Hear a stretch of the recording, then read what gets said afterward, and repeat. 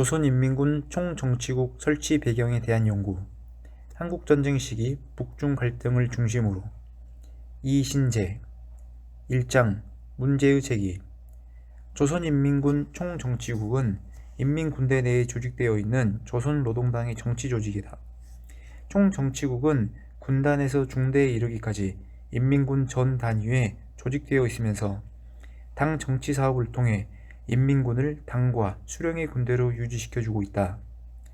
이 점에서 총정치국은 북한의 당군 관계를 상징적으로 보여주는 기구라 할 수 있다.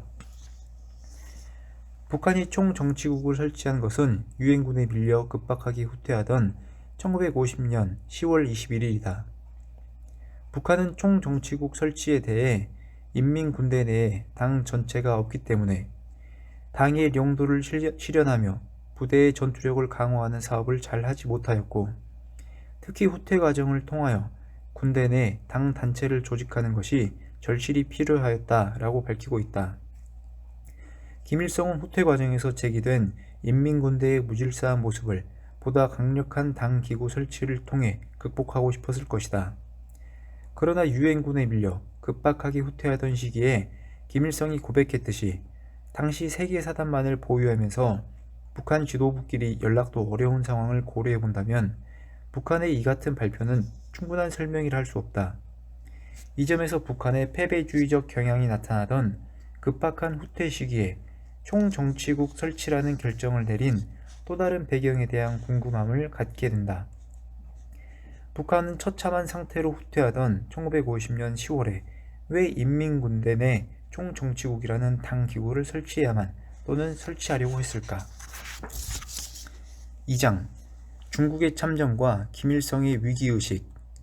1절 중국의 참전 과정과 조중연합사 설치 제기.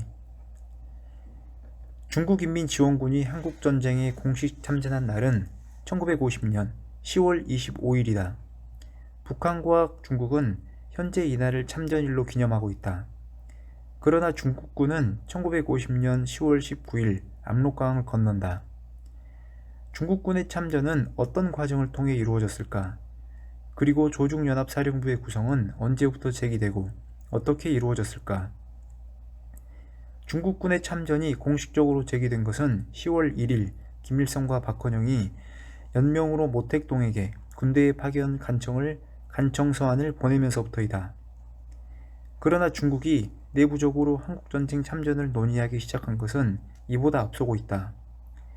스탈린의 지시에 따라 김일성은 1950년 5월 13일 북경을 비밀리에 방문하여 모택동에게 남한을 공격하려는 계획을 알렸다. 모택동은 깜짝 놀라 스탈린에게 이 소식의 진위를 확인해달라는 전문을 보냈다. 스탈린으로부터 소련이 한반도에서 군사적 행동을 승인했다는 답을 들은 뒤 모택동은 계획이 동의한 것 이외에는 선택의 여지가 없다는 것을 알게 되었다.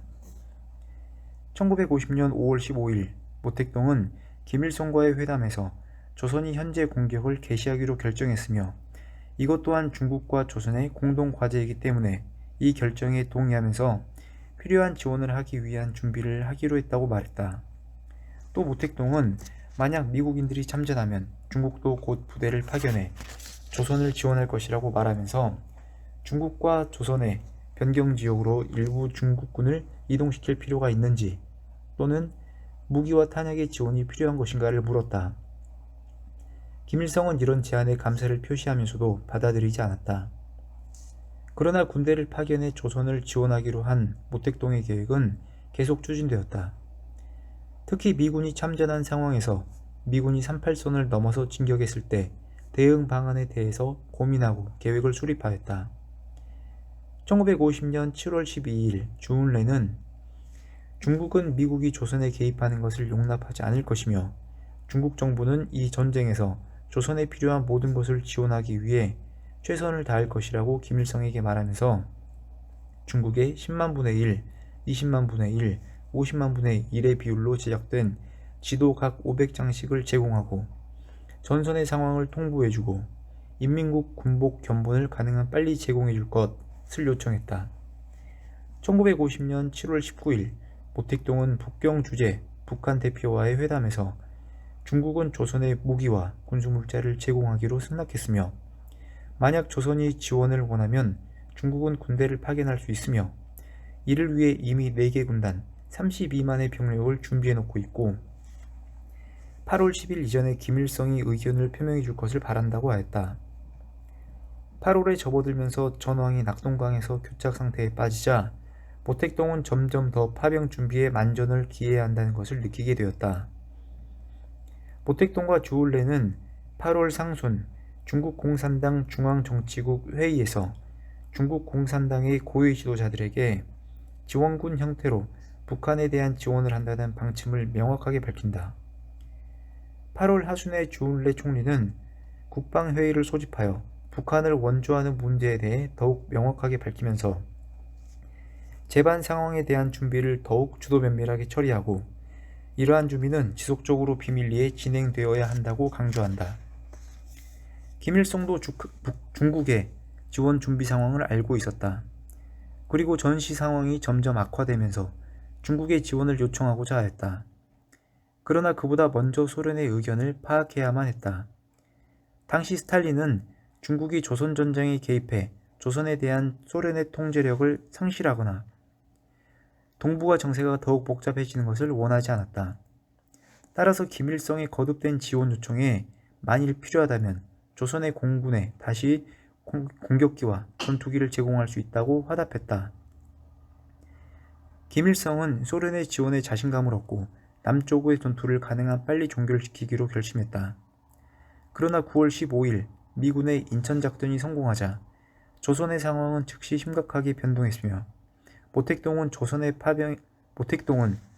파병에 참전할 수밖에 없다는 것을 느끼게 되었다. 9월 들어 중국은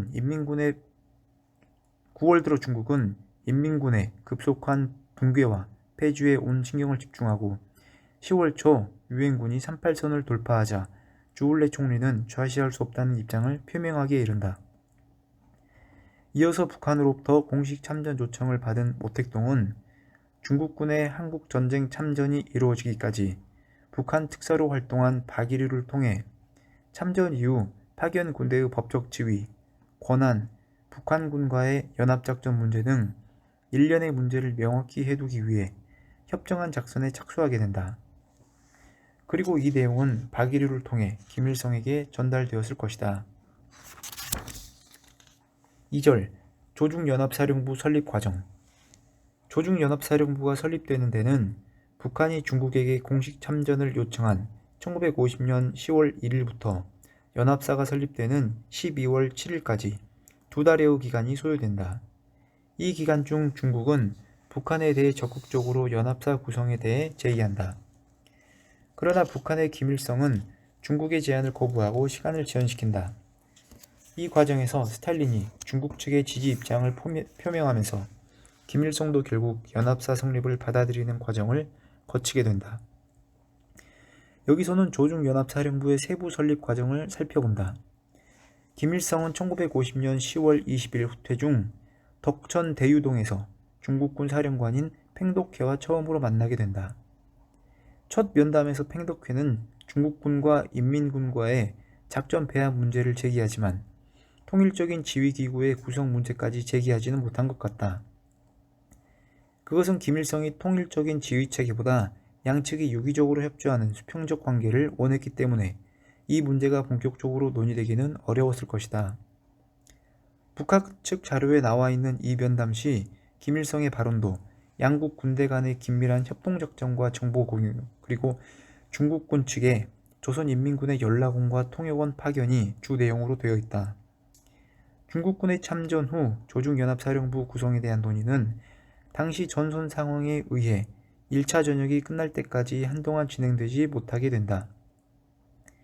1950년 11월 초 1차 전역이 끝난 시점에서 북한에 들어온 중공군 병력은 6개 군, 30개 사단, 38만에 달했다.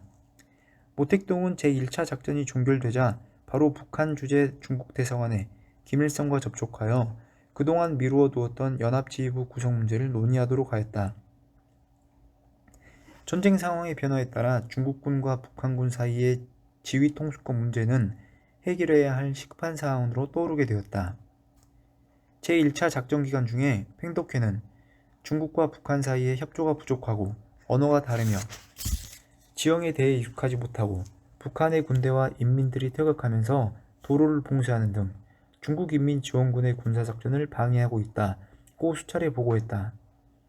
특히 북한군이 중국군을 적군으로 잘못 인식하고 오인 사격하는 사건이 속출했다.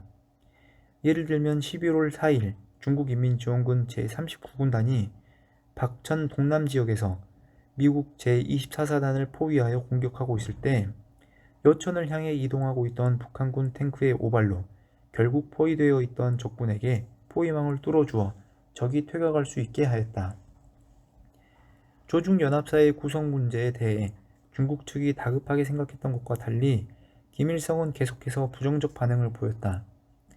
팽덕회는 11월 5일 회담에서 중북 소련대사 슈티코프, 김일성, 팽덕회의 3인 지휘체제를 제안해 보았으나 슈티코프와 김일성은 답변을 회피하였다.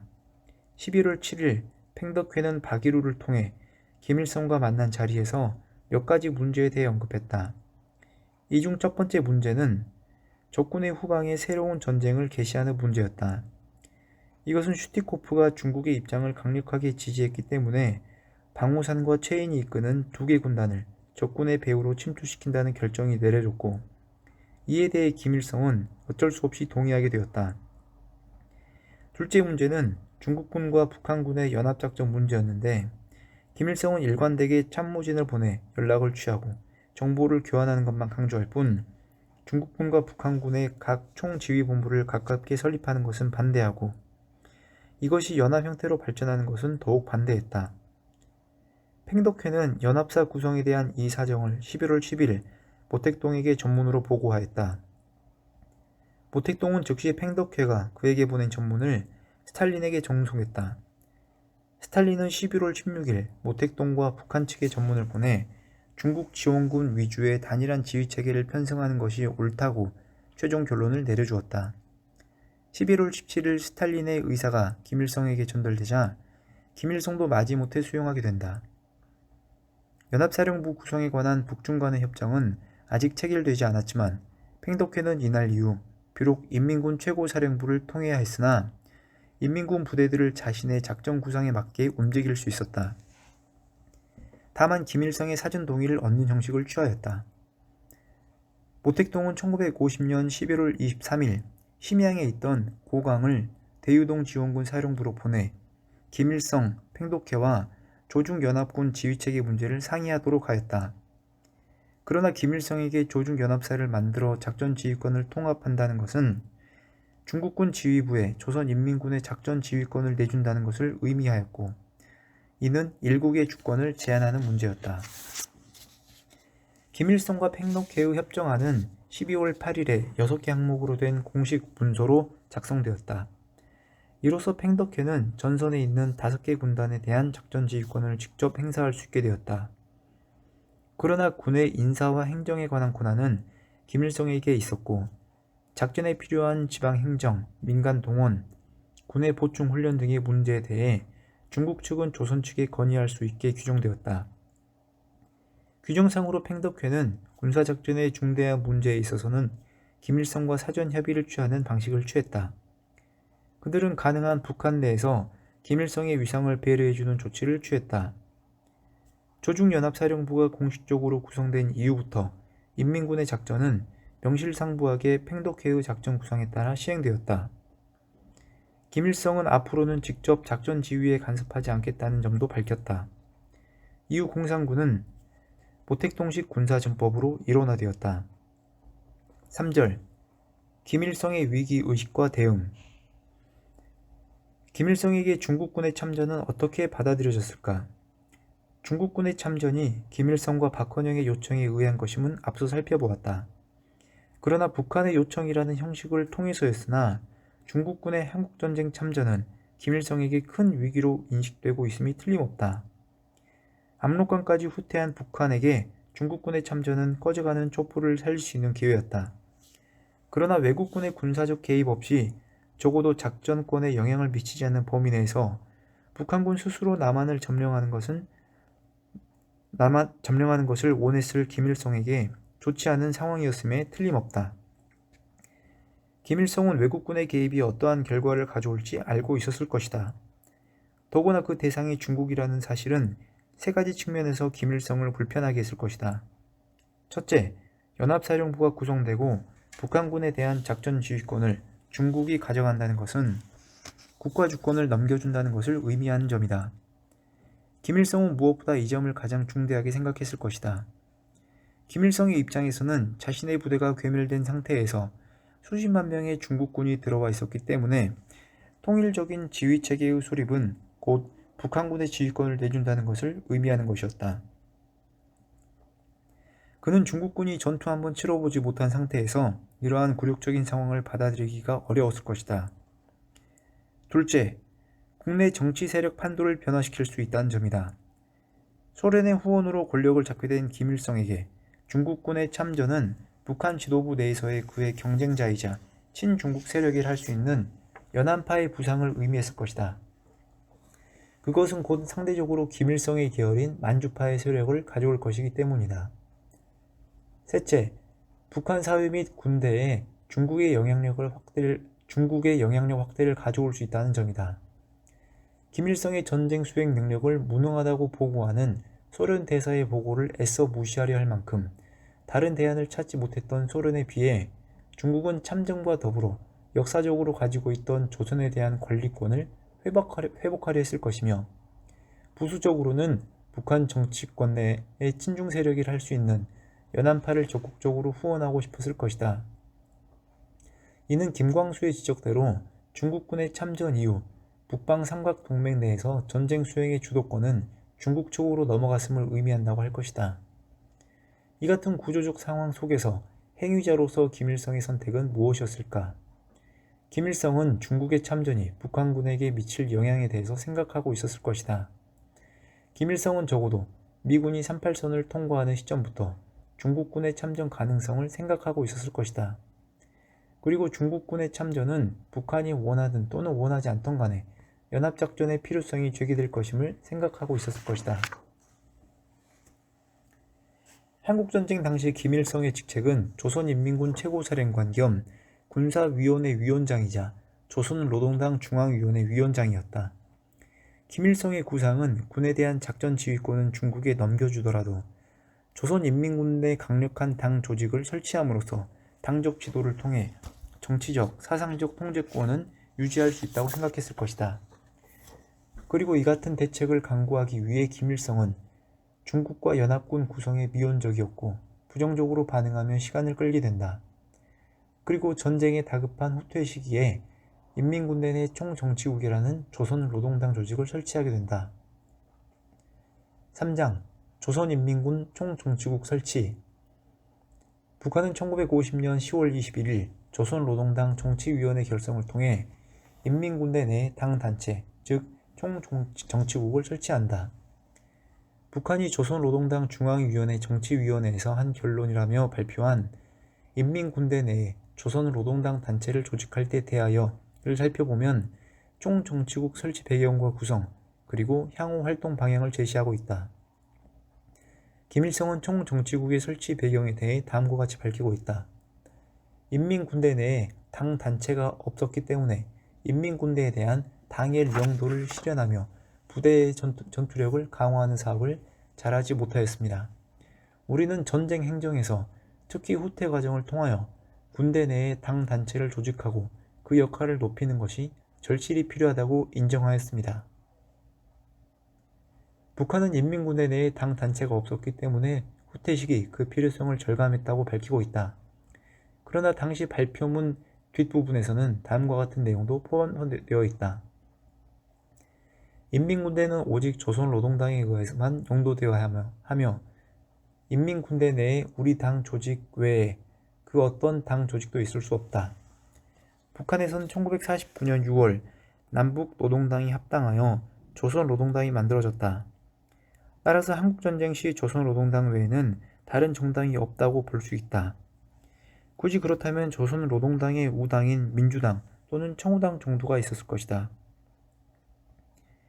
그렇다면 김일성의 발언 중 다른 당이라는 것은 무엇을 의미하는가? 이는 조선노동당에 의해서만 용도되어야 한다는 말을 강조하기 위한 측면과 실제로 조선노동당 외에 다른 당이 존재했기 때문에 이 같은 발언이 나왔다고 볼 수 있는 대목이다. 이 발언은 시기적으로 중국인민지원군이 참전하는 시기와 연계해 살펴볼 때 의미하는 바가 있다고 할 수 있다. 과거 사례를 살펴보면 김일성이 군대 내 당 사업에 대해 중요하게 생각했던 부분을 찾아볼 수 있다. 김일성은 1950년 3월 중국 내전에 참전했던 2천여 명의 조선인 군인을 넘겨받아 조선군대 편제표에 따라 편성하면서 중국 동지들과 토론하여 간부 임명을 하되 정치 책임자 자리만 비워두라고 지시했다. 그 뒤 문화훈련국 부국장이었던 김강을 직접 불러 그 부대의 정치 책임자로 임명했다고 한다. 또한 김일성은 1948년 9월 9일 조선민주주의인민공화국이 선포되면서 민족보위성이 출발할 때 최측근의 한 명인 김일중장을 민족보위성 부상 겸 문화훈련국장에 임명했다. 이것은 김일성이 군대 정치 사업의 중요성을 잘 인식하고 있다는 점을 말해준다. 그러나 총정치국의 설치를 발표하는 발표문에 다른 당 조직을 언급했다는 것은 적어도 이전까지 김일성이 생각하는 다른 당의 존재가 당시 북한군 내부적으로 남아있을 수 있었고 그것은 중국 공산당의 잔재에 대한 언급일 것으로 보여진다. 다음으로 총정치국의 설치 내용을 보면 민족보위성 문화훈련국을 총정치국으로 개편하고 각급 문화부를 정치부로 개편하여 군부대와 부대에 대한 정치부 부대장, 구분대장 직제를 설치한다는 것이다. 또 중대에는 당세포를 내오고 대대에는 대대당위원회, 연대에는 연대당위원회를 설치하여 당 단체들에 대한 지도는 해당 정치기관에서 하도록 한다는 것이다. 또 사당과 군단, 총정치국에는 당 조직 문제를 심의 결정하기 위한 비상설위원회를 설치한다는 것이다. 또 기존 민족보위성 직속하에 있던 제2중앙정치군관학교, 조선인민군 신문사, 출판사, 협주단 등이 총정치국 직속으로 편입되었다. 북한은 총정치국 설치 발표 이후 후속 조치를 단행한다. 당 중앙위원회 해당 부서에서는 인민군대 내 당 단체와 정치기관을 내오는 데 필요한 세칙을 빨리 작성하여 간부 재발 사업을 잘 하여야 하고 인민군대 내에 당원 등록 사업과 당 역량 배치 사업을 정확히 하여야 한다고 강조하고 있다. 또 당 중앙위원회는 1950년 11월 29일 조선인민군 내 당 단체 사업 규정을 비준 인민군대 내 당 단체와 정치기관 설치의 근거를 마련하게 된다.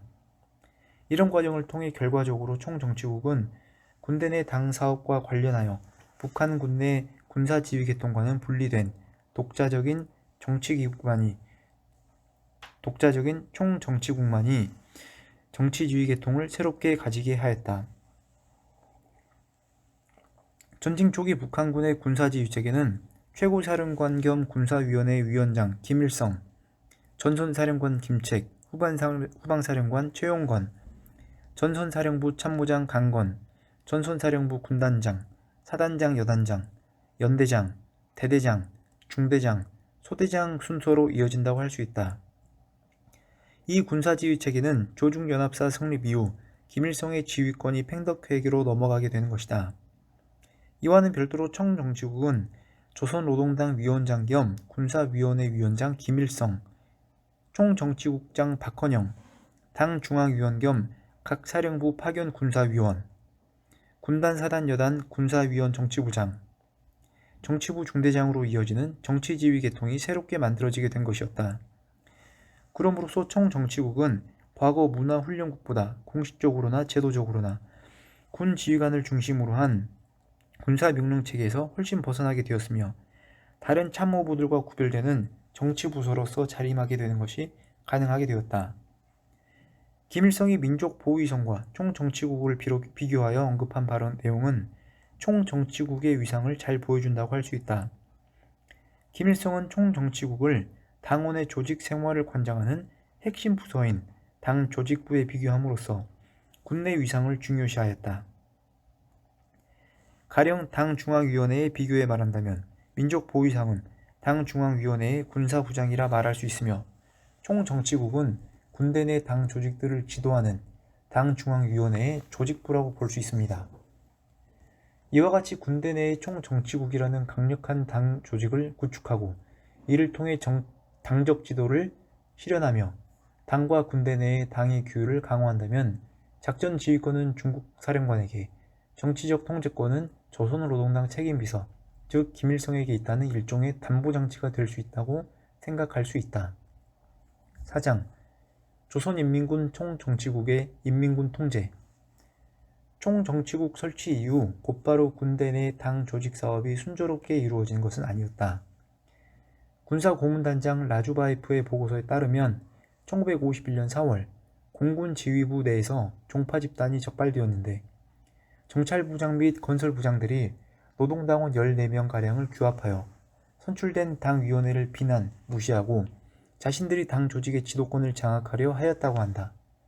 또한 정치국의 사업 방식을 부정하는 요소도 조중연합사령부 소속의 북한군 군단들에서 나타났다고 한다. 이 같은 현실에 대해 김일성도 중요하게 인식하고 있었던 것으로 보인다. 전쟁 지휘의 작전권을 중국에 이양한 김일성은 1951년부터 그동안 투자를 못한 당에 관심을 쏟기 시작한다. 그리고 이 시기 군에 대한 김일성의 주요 언급은 군내 당 조직 사업이 제대로 진행되지 못하는 것과 군의 정치 및 작전에서 북한식이 아니라 다른 나라를 따라하는 데 대한 비판과 우리식 사업의 전개를 강조한 것이다. 한국전쟁 기간 중 김일성은 조선노동당 정치위원회나 인민군 지휘관, 정치일군 등을 대상으로 한 연설 등에서 특별히 우리식을 강조하고 있다. 김일성은 1950년 11월 2일 당 중앙위원회 정치위원회에서 한 연설에서 중국인민지원군이 참전하였다고 반공격 준비를 소홀히 하여서는 절대로 안되며, 싸움의 주인은 어디까지나 조선인민이며 반공격의 핵심 역량은 인민군 부대들이라고 강조한다. 1951년 1월 28일 조선인민군 지휘관, 정치일군들과 한 간담회에서 김일성은 우리의 전법으로 싸워야 한다고 강조한다. 김일성은 오늘 군사 분야에서 교조주의적 경향이 나타나고 있으며 이를 극복할 때 대하여 말하려고 한다면서, 혁명 군대가 전쟁에서 승리하려면 자기 나라의 실정에 맞는 전법을 가지고 싸워야 하는데, 일부 지휘관들 속에는 우리나라의 실정에 맞지 않는 다른 나라의 전법을 적용하는 엄중한 현상이 나타나고 있다고 하였다. 그러면서 오군 단장인 연안계 출신인 방호산을 신랄하게 비판하였다. 김일성은 연설에서 일부 군사 지휘관들은 아직도 교조주의를 극복하지 못하고 있다고 하면서, 특히 오군 단장은 우리의 야중 규정을 보지 않았다니 중국 인민군 지원군에서 쓰는 전법을 마치 새로운 전법인 것처럼 알고 있습니다. 군사 지휘관들이 공부를 하지 않으면 군사적으로 무식해지고 이미 우리가 적용하고 있는 전법을 다른 나라 사람들이 내놓은 새로운 전법으로 보면서 남을 숭배하게 됩니다. 라고 비판하였다. 그러면서 군사 지휘관들은 우리 당의 군사 전법으로 철저히 무장하고 현대 군사과학과 기술을 깊이 체득해야 한다고 하면서, 군사 지휘관들은 우리나라 실정에 맞는 전법을 활용함으로써 전쟁 승리를 앞당겨야 하겠다고 강조하였다. 1951년 2월 20일 당 중앙위원회 정치위원회에서 김일성은 조선인민군 군단 군사위원제를 내오며 인민군대 내 당 단체들과 정치기관들의 역할을 높일 때 대하여 연설한다.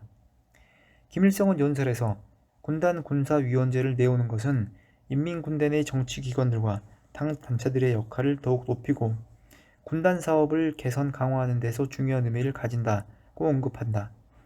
그리고 군단 군사위원회는 군단에 파견된 우리 당과 공화국 정부의 대표자로서 조선인민군 최고사령관에게 직속되며 군단장의 제1보조자이며 군단 전체 성원들의 직계상관이라고 정의한다. 그리고 군단 관하 부대들에 하달되는 명령서에는 군단장과 군단 군사위원이 공동 서명하라고 강조하였다. 이어서 김일성은 최근 전선 상황과 인민군대를 강화하기 위한 몇 가지 대책에 대하여 말한다. 김일성은 인민군대 내에 당 단체들과 정치기관들이 아직 자기 역할을 제대로 하지 못하고 있다고 평가하면서 일부 당원들은 당 조직의 통제 밖에서 생활하고 있으며 당원답지 못한 행동을 하고 있다고 하였다. 그러면서 당원들이 당 조직의 통제 속에서 생활하도록 해야 한다고 강조한다. 군단에 파견되는 군사위원이 최고사령관의 직속됨을 강조한 것과 당 단체와 정치기관들이 자기 역할을 강화해 당원들을 당 조직의 통제 속에 두어야 한다는 내용을 강조한 대목이 눈에 띈다. 1951년 3월 6일 열린 조선인민군 군단 사단 정치부장 회의에서 한 연설에서 김일성은 모든 부대들에 조선노동당 단체들이 조직되었고 이로 인해 인민군대의 전투력은 매우 강화되었다고 평가하였다. 그러면서 인민군대 내에서 정치 일꾼들이 어떤 사업을 해야 하는지 6가지를 제시하고 있다. 그중 5째로 든 내용은 인민군대의 정치사업과 군사사업을 우리나라 실정에 맞게 발전시키기 위하여 적극 노력하라는 것이다. 김일성은 오늘 인민군대의 정치사업과 군사사업을 우리나라 실정에 맞게 발전시키는 것은 매우 절실한 문제로 제기되고 있습니다. 우리는 지금 다른 나라에서가 아니라 조선에서 전쟁을 하고 있으며 전쟁을 하는 사람들도 조선 사람들입니다. 그런 것만큼 우리나라의 구체적인 실정에 맞게 정치사업과 군사사업을 진행하여 발전시켜 나가는 것은 조국 해방전쟁의 승리를 쟁취하기 위한 중요한 담보입니다. 라고 강조하였다. 또 지금 일부 일꾼들은 정치사업을 우리 군인들이 준비 정도와 특성에 맞게 진행할 대신에 다른 나라의 것을 그대로 본뜨려 하는데 그래서는 안 됩니다. 다른 나라의 정치사업 방법은 우리에게 맞지 않습니다. 라고 강조하였다. 이어서 군사 분야에서도 우리나라의 전쟁 경험을 연구하고 그것을 잘 살려야 하며 우리나라 실정에 맞는 전법을 써야 합니다. 다른 나라의 전투 규정과 전법을 교조적으로 적용해서는 안 되며 전투 계획도 반드시 우리의 실정에 맞게 세워야 합니다. 라고 강조하였다. 이런 내용의 절정은 김일성이 1951년 8월 11일 조선인민군 최고사령관 훈령으로 발표한 박격포를 널리 이용할 때 대하여라 할 수 있다. 박격포가 산악지대가 많은 한반도 지형에 적합한 무기인데 인민군 보병지휘관들은 아직도 박격포를 옳게 이용할 줄 모를 뿐 아니라 그것을 과소평가하고 있다고 질책하고 있다. 김일성은 이전에도 우리는 포를 이용하는 경우에도 평사포보다 박격포와 곡사포를 많이 이용해야 합니다. 기복이 심하고 산이 많은 우리나라 지형 조건에서는 박격포와 같이 가볍고 기동에 편리하며 위력이 있는 포를 잘 이용하는 것이 중요하다고 강조하였다. 김일성은 훈련에서 이 같은 실태를 바로잡기 위해 박격포 이용에서 나타난 문제들을 널리 알리고 박격포가 보병의 유력한 무기 중에 하나라는 것을 널리 해설하며 박격포를 널리 이용하는 데 제기되는 재반 대책을 강구하라고 지시했다. 그리고 이 훈령의 근거에 취한 대책은 1951년 8월 15일까지 자신에게 보고하도록 하는 4가지 실전 지침까지 제시하고 있다. 한편 김일성은 총정치국의 전투 영웅들을 광범위하게 소개 선전하라는 지시도 한다. 김일성은 1951년 2월 20일 조선인민군 총정치국 국장에게 준 지시를 통해 지금 우리 출판물에 소련의 전투 실화와 영웅들을 소개하는 글은 많이 싣고 있지만 인민군 장병들의 영웅적 투쟁을 소개하는 글은 얼마 싫지 않고 있다고 하면서 무엇 때문에 소련의 전쟁 영웅만 소개하는지 모르겠다고 전제하고 출판물에 우리나라 전투 영웅들을 소개 선전하는 글을 많이 실어야 하겠다고 지시한다. 또한 김일성은 당의 명령이라면 물불을 가리지 않고 그것을 실천하는 강력한 규율을 전당을 지배하도록 하여야 하겠습니다라고 강조하며 당의 강력한 통제를 강조하였다. 김일성이 언급한 우리식 사업 강조는 다른 나라를 무조건 따라 배우는 기풍을 바로잡는 것이 1차적인 목적이었을 것이다. 그러나 그 배경에는 중국군과 소련의 군사고문단을 통해 북한 군내 정치에서 위상을 제고하고자 하는 연안파와 소련파에 대한 일종의 견제이자 경고였다고 볼 수 있다. 한편 김일성은 민간 부분에 대한 당적 지도에도 조선인민군 총정치국을 이용하였다. 김일성은 1951년 1월 9일 조선인민군 총정치국장에게 전선 군단들의 민간사업부를 조직할 때 대하여를 지시한다. 이 지시는 인민군대의 재진격을 통해 자신들이 다시 차지하게 된 지역에 인민정권기관 복구 및 사회질서를 확립하며 군중의 사상 동향을 연구하는 사업을 맡게 할 민간사업부를 조직하라는 것이었다. 민간사업부는 전선군단 정치부에 조직하고 해방된 남반부 지역의 군, 면, 인민정권기관과 일꾼들은 전선군단 민간사업부에서 선발하고 군단 군사위원들이 임명하도록 하였다. 인민군 총정치국에서는 전방군단 민간사업부를 통일적으로 장악 지도하는 부서를 설치하고 민간사업부의 사업 정영을 당중앙위원회와 내각에 정상적으로 보고하라는 임무가 부여되었다. 전선군단 민간사업부의 구체적인 사업 성과에 대해서는 확인하지 못하였다. 그러나 인민군에 대한 작전 지휘권이 중국군에 넘어간 상황에서 군이 차지한 지역의 정권기관과 복구의 질서 유지 등의 임무를 군대 내 당 기구에게 맡겼고 그 조직의 최고기관이 총정치국이란 점에서 총정치국의 위상과 역할을 엿볼 수 있는 부분이다. 또한 총정치국에게 당 중앙위원회의 사업 내용을 보고하게 한 점을 고려시 당시 총정치국의 당적 지도 체계를 명확히 확인할 수 있다. 1952년 2월 7일 인민군 창건 4주년 기념변설에서 김재욱 총정치국장은 조선인민의 지도자이자 조직자인 조선노동당은 조선인민군의 역사적 승리를 보장했다. 당 중앙위원회의 지도하에 인민군 총정치국은 관할 각급 정치기관과 당내 단체의 역량을 집중 동원해 군내 당의 영향력은 강화되고 군내 당의 위상은 확고부동한 위치를 점하게 되고 사병들은 노동당의 정확한領도에 전적으로 의탁했다고 평가했다. 군대 내 당적 조직 사업의 성공해가는 시기에 연합파에 대한 김일성의 견제는 연합사 지휘부를 구성하고 있는 북한 간부들을 자신의 친위 세력으로 바꾸는 노력으로 이어진다.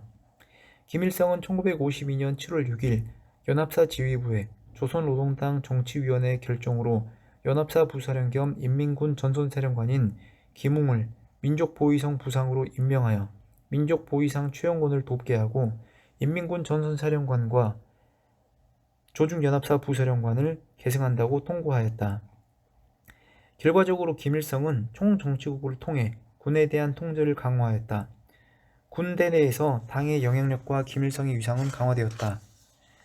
국내 정치에서 연합파와 소련파에 대한 견제뿐만 아니라 조중연합사령부에 배치되었던 연합파 인물들에 대한 인사를 단행하는 등 김일성의 통제력도 강화되었다. 비록 최고사령관으로서 작전 기지권은 상실했지만 인민군대 내에 총정치국을 설치하여 국내 정치와 북중 관계의 재반 상황을 극복하고 통제하려 했던 김일성의 구상은 성공적이었다고 할 것이다. 5장 결론.